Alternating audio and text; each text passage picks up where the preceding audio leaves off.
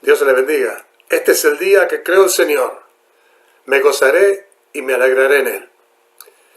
Uno de los grandes desafíos que vive la gente de este tiempo es el tema de vencer la preocupación por el tema finanzas, por el tema recursos, por el tema dinero.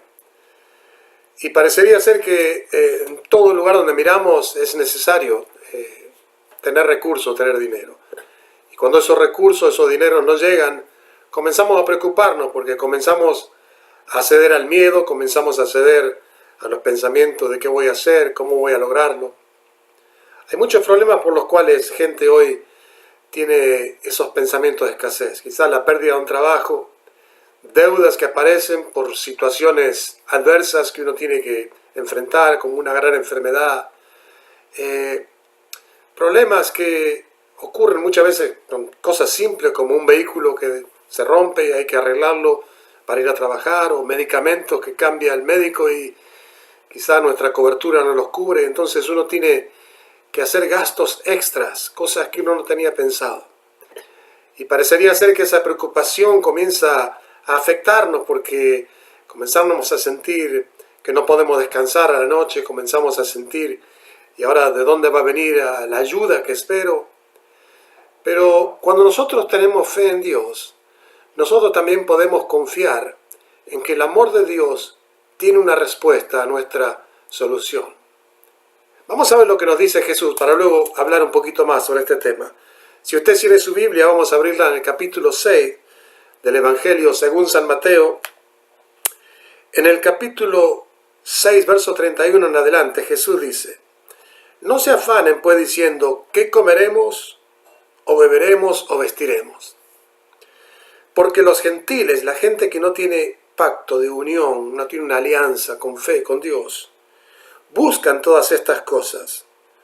Pero tu Padre sabe de qué cosas tienes necesidad antes que tú le pidas. Dice aquí el Padre Celestial, el Padre que reina en el cielo, Él que es el dueño del oro, de la plata, el dueño de todo lo que existe fue creado por el Señor.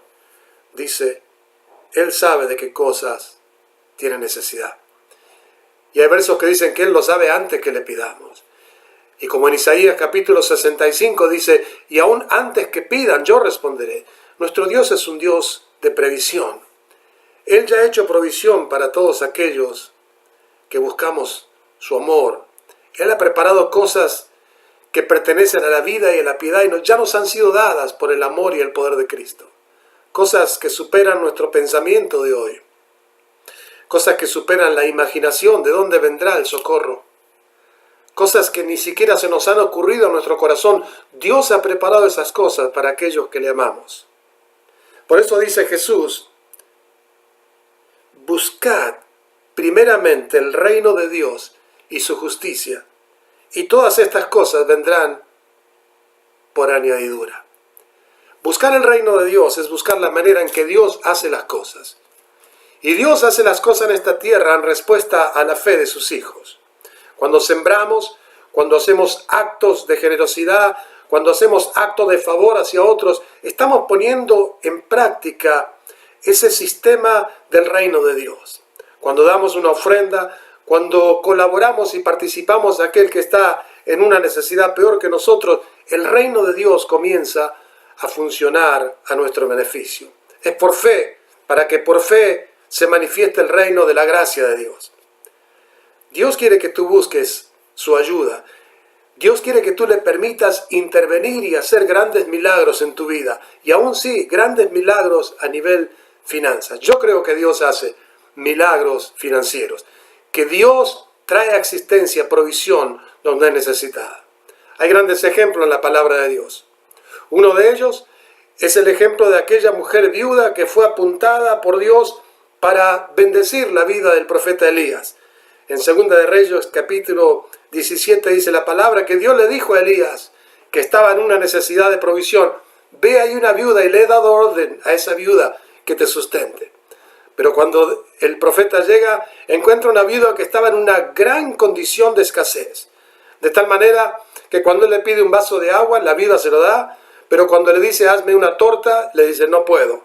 porque me queda un poquito de harina, un poquito de aceite y lo iba a usar para comer lo último que me queda, yo y mi hijo, y después nos dejamos morir por la escasez. Pero el profeta entiende que el reino de Dios estaba en él y que el reino de Dios tenía que operar. Y esta mujer tenía la clave para ponerlo en acción. Él le dice, no tengas miedo. Lo primero para que el reino de Dios funcione en nosotros es, no tenemos que sucumbir ante el miedo. Tenemos que entender que la fe y el miedo son totalmente opuestos. Dios se mueve en base a nuestra fe, no en base a nuestros miedos. El miedo viene de la insinuación del enemigo.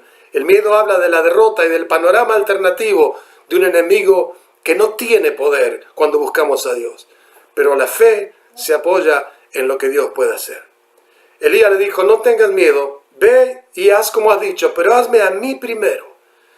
Y hermanos, amigos, amigas, el reino de Dios por medio de la unción estaba sobre Elías. Y cuando ella obedeció y hizo por el profeta, ella puso en acción, buscó primero el reino de Dios y la justicia de Dios se manifestó en esa casa.